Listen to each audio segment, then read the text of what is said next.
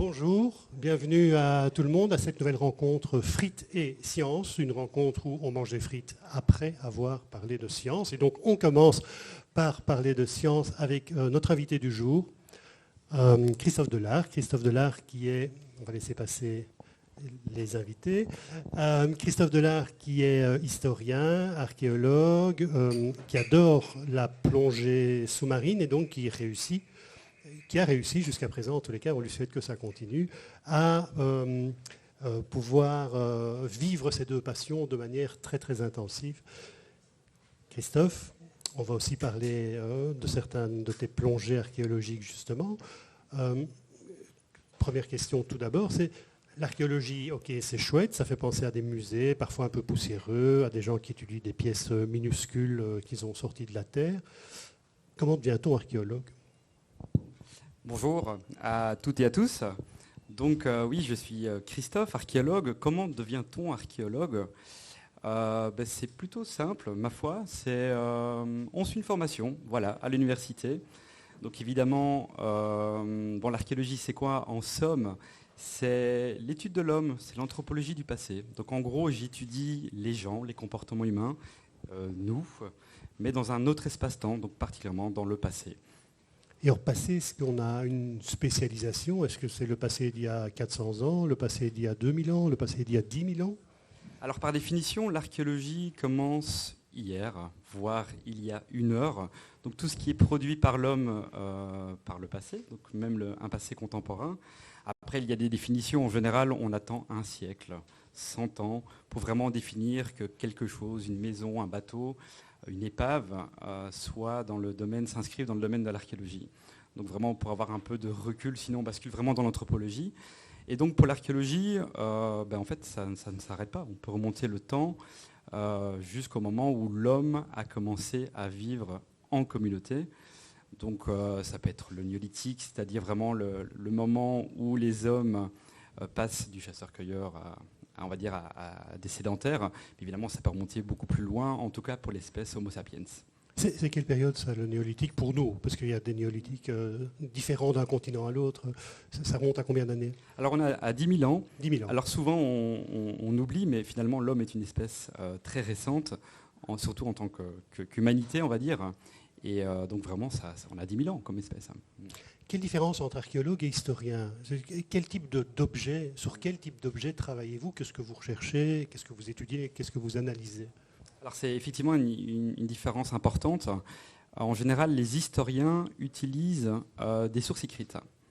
Donc dans certains cas, comme l'archéologie, les antiquistes, Rome, Grèce, on a pas mal de documents écrits, donc on peut refaire l'histoire, notamment à partir des sources.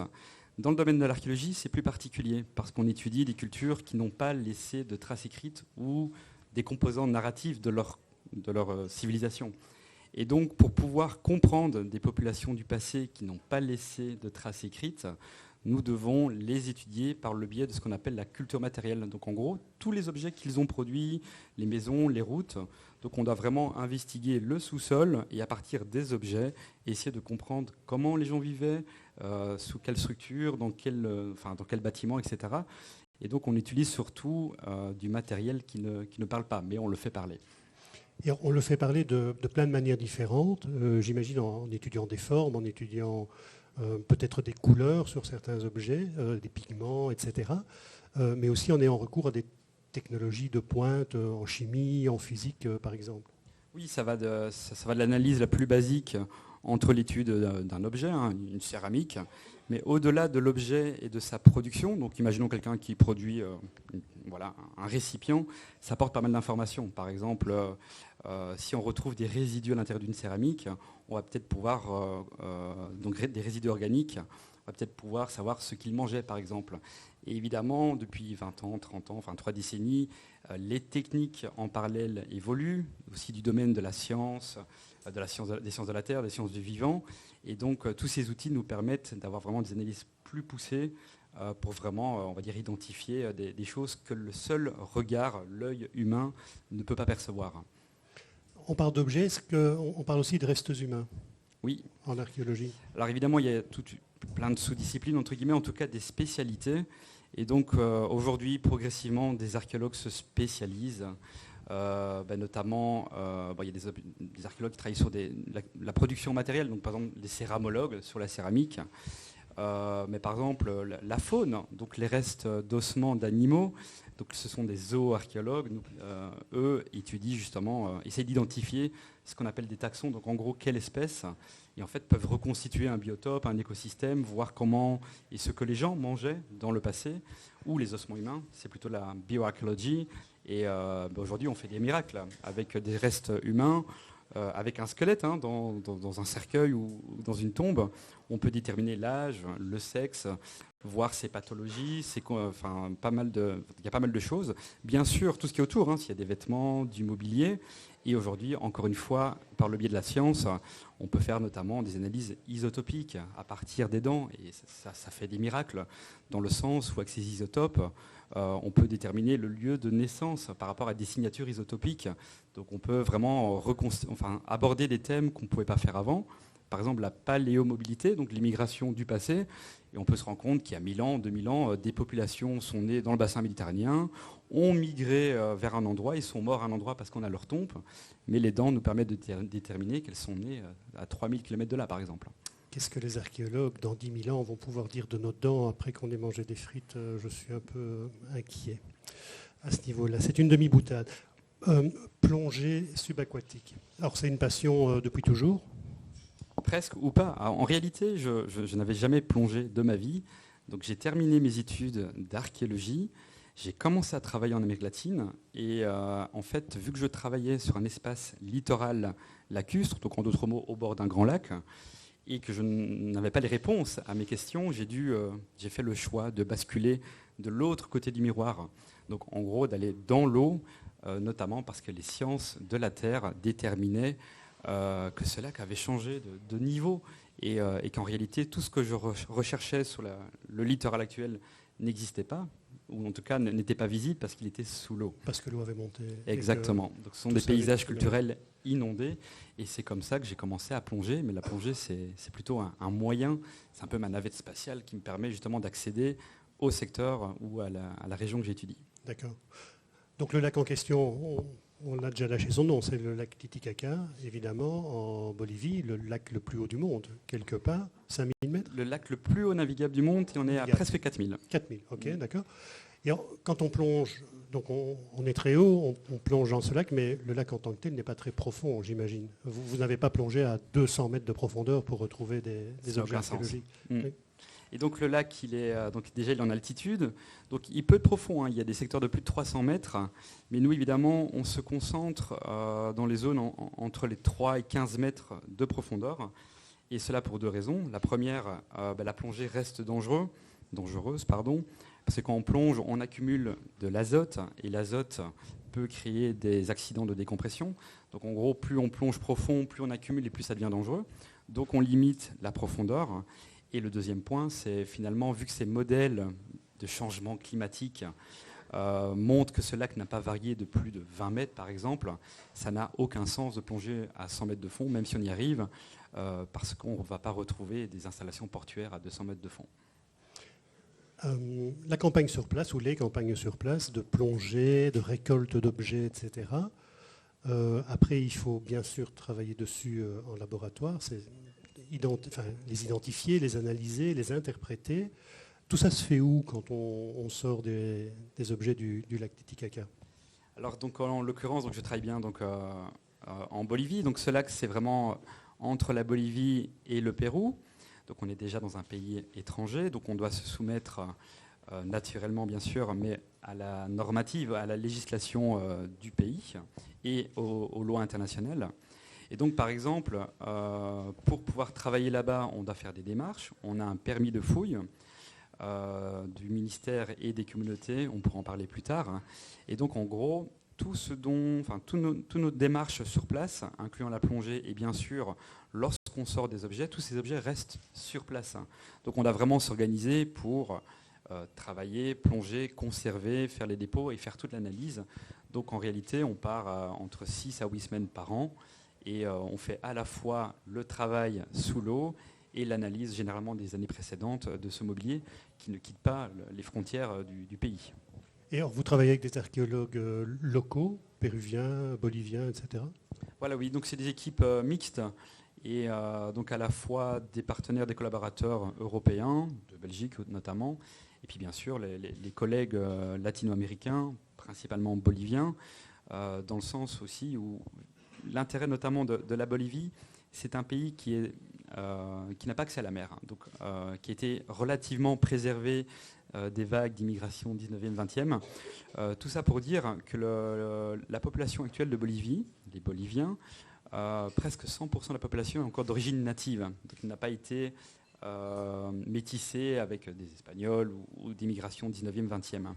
Et donc, ce qui est important, en tout cas ici, c'est qu'on travaille avec les descendants des populations, des cultures qu'on étudie. Et donc c'est d'autant plus important de travailler avec des partenaires et des collègues boliviens parce qu'ils ont une connaissance qu'on n'a pas ou pas encore en tout cas. L'âge des pièces que vous avez remontées, que vous avez sorties de l'eau là-bas, c'est quelle période? Ça remonte à quelle période? Et puis une petite sous-question, c'est quoi vos artefacts, puisque c'est le mot qu'on emploie en archéologie, vos objets préférés, vos coups de cœur, qu'est-ce qui vous a fait flasher dans vos découvertes?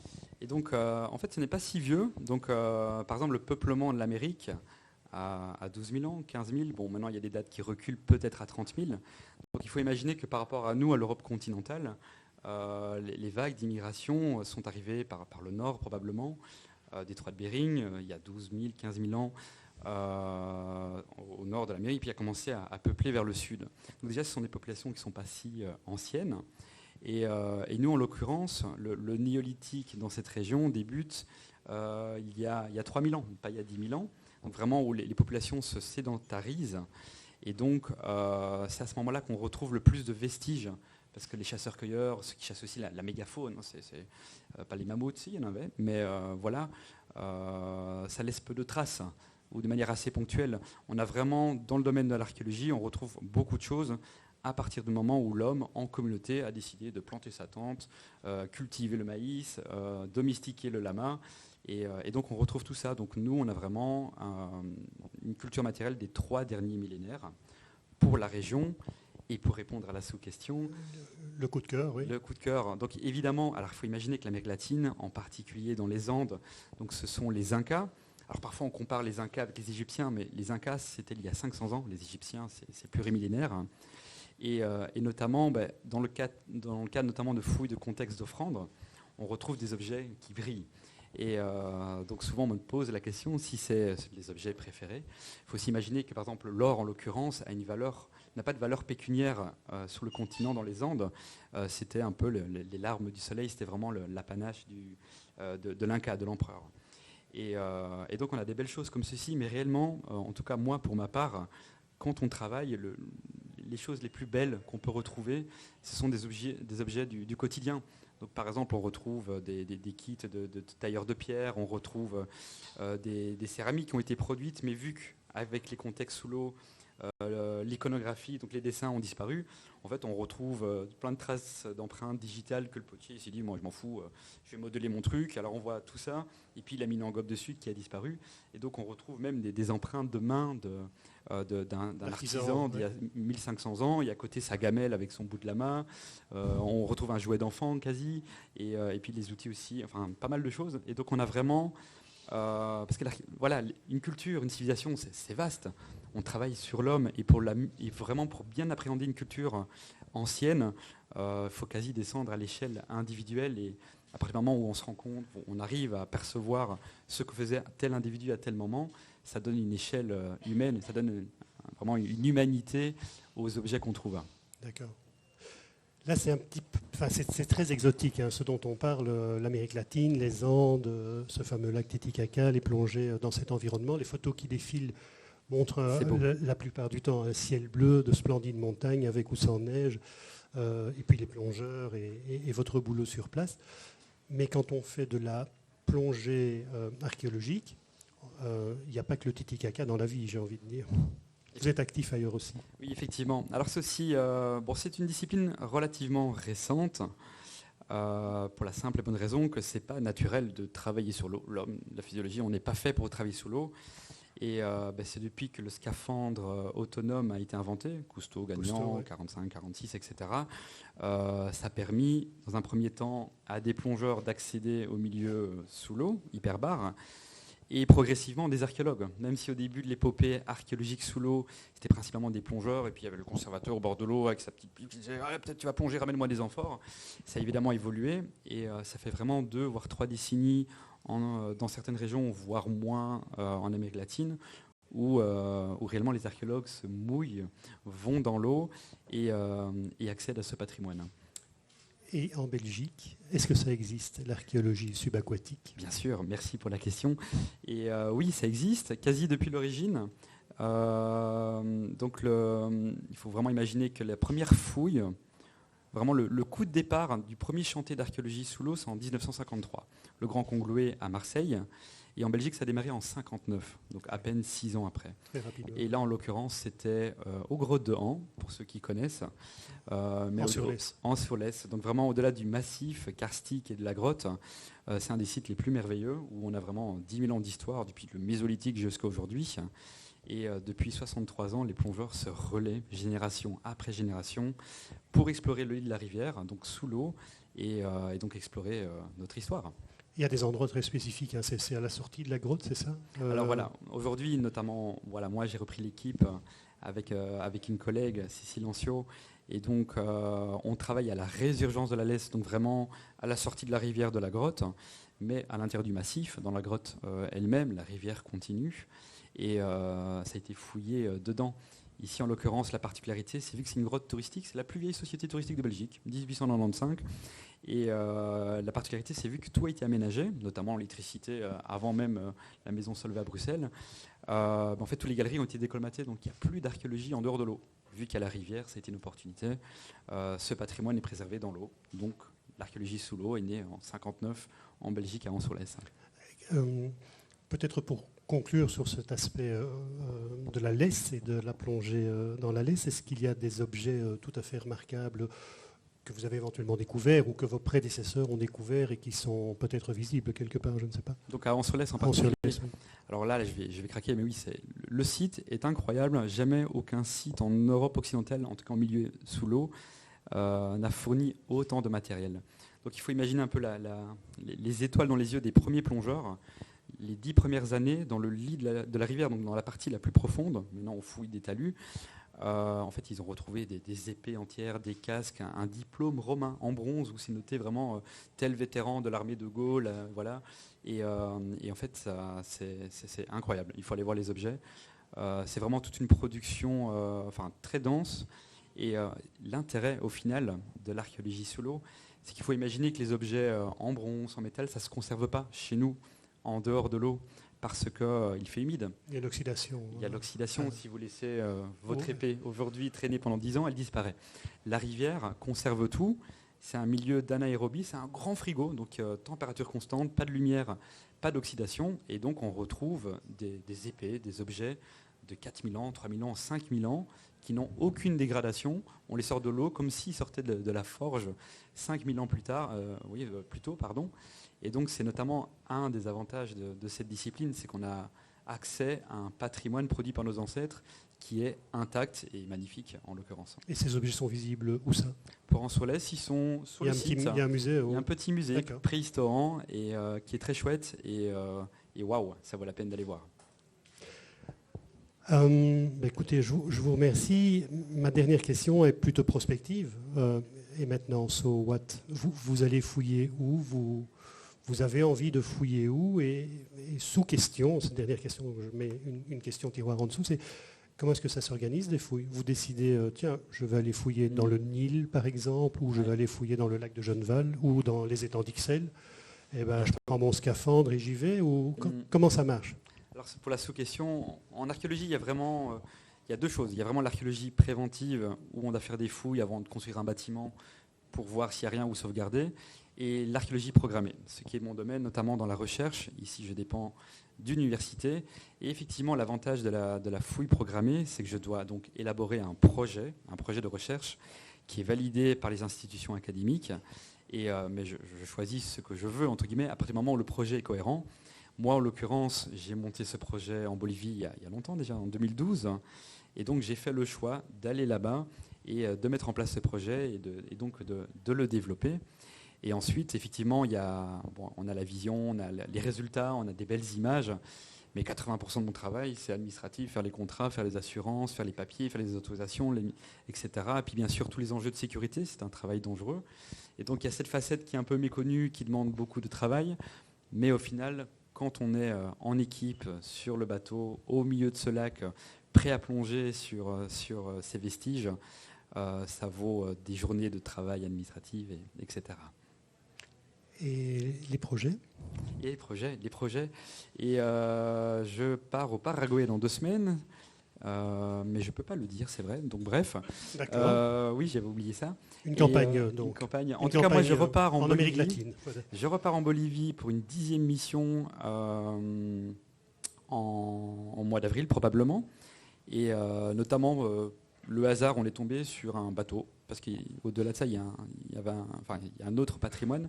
Donc c'est un bateau à vapeur du 19e siècle qui a été découvert par Cousteau, d'ailleurs, au Titicaca.